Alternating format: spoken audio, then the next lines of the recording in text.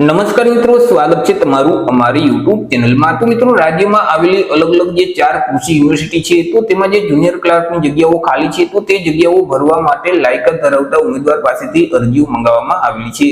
તો ઓનલાઈન અરજી ફોર્મ જાતે કેવી રીતે ભરી શકાય તેના વિશે એક જ વિડીયોમાં સ્ટેપ બાય સ્ટેપ માહિતી મેળવશું। પરંતુ તે પહેલા વિડીયો ગમે તો લાઈક અને શેર કરી દેજો, ચેનલમાં નવા હોય તો ચેનલને સબસ્ક્રાઇબ કરી દેજો। તો ચાલો મિત્રો, વિડીયોની શરૂઆત કરીએ।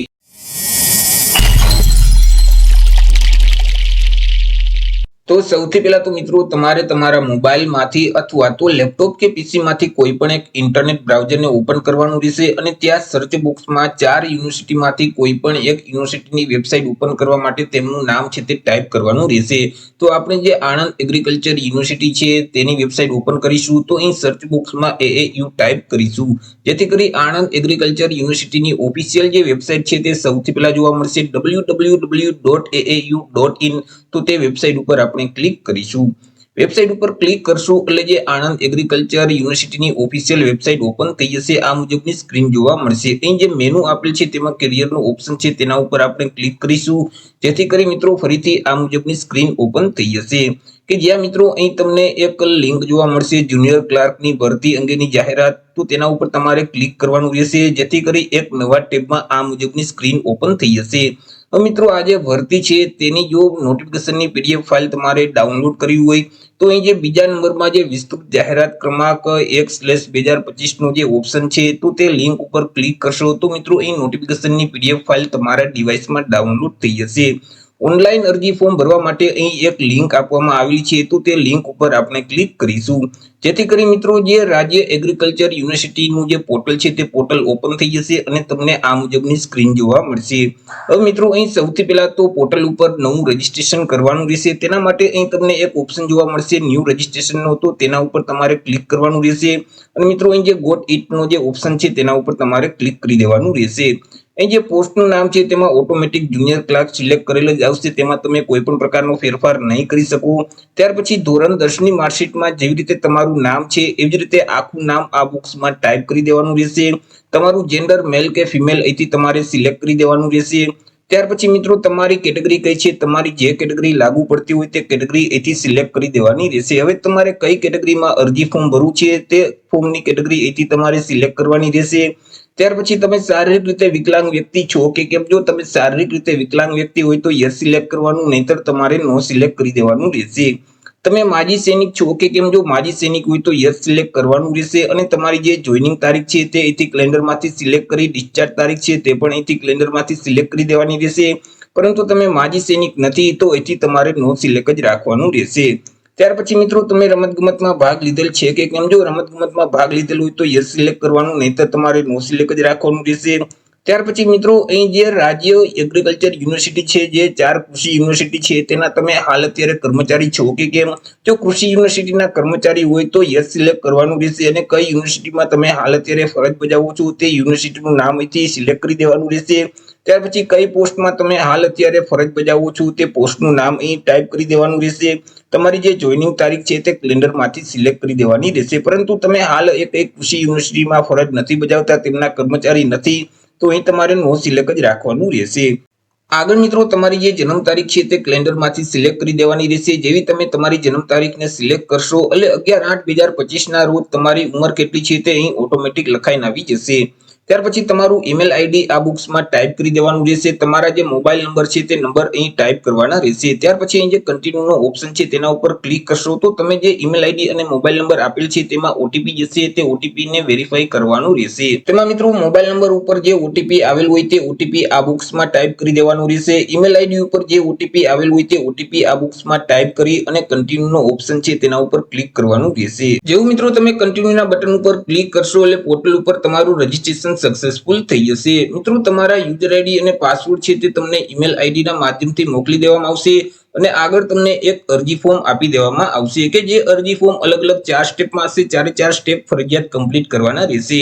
પહેલા સ્ટેપમાં તમે જે રજીસ્ટ્રેશન કરતી વખતે માહિતી આપેલ છે તે ઓટોમેટિક લઈ લેશે, તેમાં તમને કોઈ પણ પ્રકારનો ફેરફાર નહીં કરવા દઈએ, જેથી નીચે સ્ક્રોલ કરી અને અહીં જે સેવ એન્ડ કન્ટિન્યુ નો ઓપ્શન છે તેના ઉપર ડાયરેક્ટ ક્લિક કરી દેવાનું રહેશે.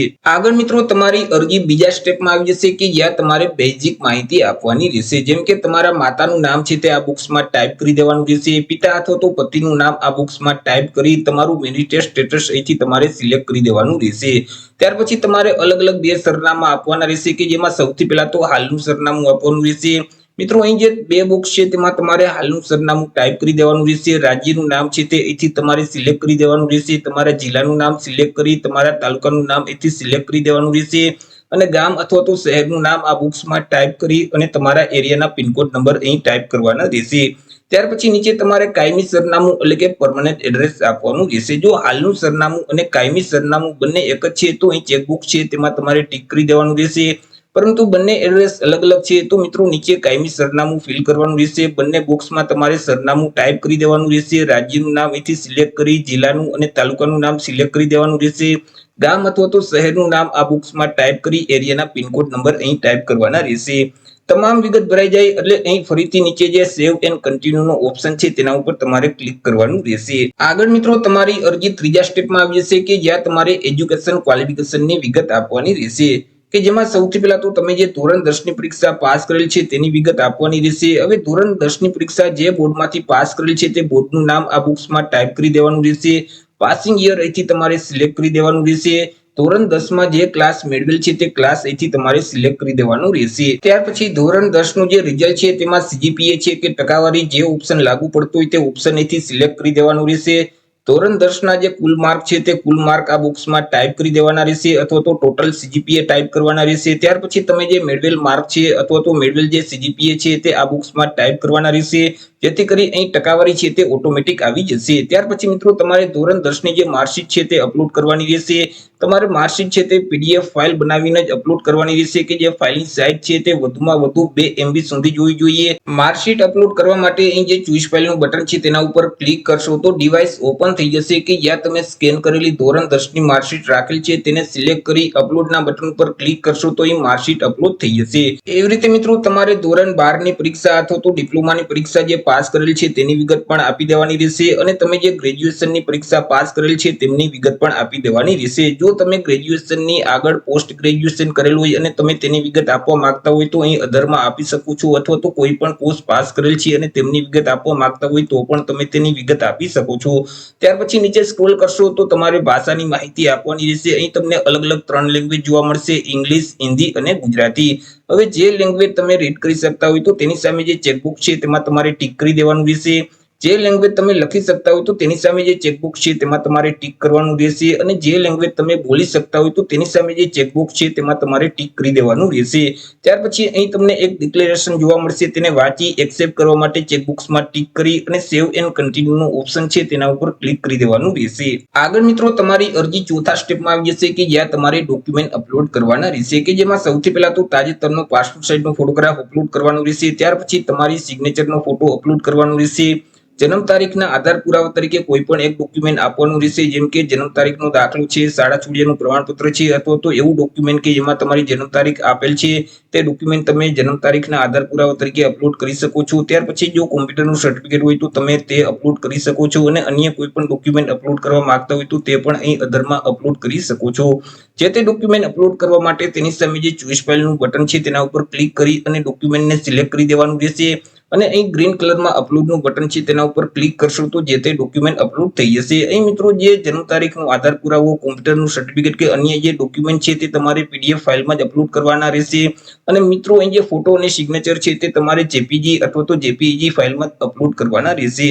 ત્યાર પછી નીચે સ્ક્રોલ કરશો તો એક ડિક્લેરેશન જોવા મળશે, તેને વાંચી એક્સેપ્ટ કરવા માટે ચેકબુક્સમાં ટીક કરી દેવાનું રહેશે અને પ્રિવ્યુ એન્ડ સબમિટનું બટન છે તેના ઉપર તમારે ક્લિક કરવાનું રહેશે, જેથી કરી મિત્રો તમારું ફોર્મ છે તે પ્રિવ્યુ મોડમાં ઓપન થઈ જશે. તેમાં એકવાર તમામ માહિતી ચેક કરી લેવાની રહેશે. જો કોઈ પણ વિગતમાં ભૂલ હોય અને તમે તેને સુધારવા માંગતા હોય તો નીચે સ્ક્રોલ કરશો તો અહીં તમને એડિટનો ઓપ્શન જોવા મળશે, તેના ઉપર ક્લિક કરશો તો ફરીથી મિત્રો અરજી ફોર્મ ઓપન થઈ જશે તેમાં જે તે ભૂલ હોય તેને તમારે સુધારી લેવાની રહેશે। પરંતુ મિત્રો જો કોઈ વિગતમાં ભૂલ નથી, ફોર્મ વ્યવસ્થિત જ છે, તો અહીં જે સબમિટ ફોર્મનો ઓપ્શન છે તેના ઉપર તમારે ક્લિક કરી દેવાનું રહેશે, જેથી કરી મિત્રો તમારી અરજી સબમિટ થઈ જશે અને આગળ તમારે પેમેન્ટ છે તે કરવાનું રહેશે। તેના માટે મિત્રો ફરીથી આ મુજબની સ્ક્રીન ઓપન થઈ જશે। હવે તમારે કેટલા રૂપિયા પેમેન્ટ કરવાનું થશે તે અહીં રકમ રૂપિયા તમને જોવા મળશે। અહીં જે મેક પેમેન્ટનો ઓપ્શન છે તેના ઉપર તમારે ક્લિક કરી દેવાનું રહેશે, જેથી કરી મિત્રો આ મુજબની એક સ્ક્રીન ઓપન થઈ જશે। હવે તમે કોના માધ્યમથી પેમેન્ટ કરવા માંગો છો, યુપીઆઈ છે, ડેબિટ કાર્ડ કે ક્રેડિટ કાર્ડ છે, નેટ બેન્કિંગ છે, વોલેટ છે, પે લેટર છે, તમે જેના માધ્યમથી પેમેન્ટ કરવા માંગતા હોય તે ઓપ્શન અહીંથી તમારે સિલેક્ટ કરી દેવાનું રહેશે। ત્યાર પછી કાર્ડ કે બેંકની વિગત ફિલ કર્યા પછી કન્ટિન્યુનો જે ઓપ્શન છે તેના ઉપર ક્લિક કરવાનું રહેશે। એટલે મિત્રો અહીં તમે જે ખાતાની વિગત આપેલ છે તેના જોડે જે મોબાઈલ નંબર લિંક છે તેમાં એક ઓટીપી જશે, તે ઓટીપીના બોક્સમાં ટાઈપ કરી સબમિટના બટન ઉપર ક્લિક કરશો તો અહીં તમારી પરીક્ષા ફી ઓનલાઈન ભરાઈ જશે। ત્યાર પછી મિત્રો તમે જે અરજી ફોર્મ ભરેલ છે તેની જો પ્રિન્ટ કાઢવી હોય તો અહીં જે પ્રિન્ટ એપ્લિકેશનનો ઓપ્શન છે તેના ઉપર ક્લિક કરશો તો તમે જે અરજી ફોર્મ ભરેલ છે તેની પ્રિન્ટ નીકળી જશે। તો એ રીતે મિત્રો જે કૃષિ યુનિવર્સિટીમાં જુનિયર ક્લાર્કની ભરતી જાહેર કરવામાં આવી છે તેમાં તમે જાતે જ ઓનલાઈન અરજી ફોર્મ ભરી શકો છો। તો આશા રાખું છું વિડીયો પસંદ પડ્યો હશે। વિડીયો પસંદ પડ્યો હોય તો લાઈક અને શેર કરી દેજો। ચેનલમાં નવા હોય તો ચેનલને સબસ્ક્રાઇબ કરી દેજો। ફરી મળીશું એક નવા ટોપિક સાથે એક નવા વિડીયોમાં। ત્યાં સુધી જય હિન્દ, વંદે માતરમ।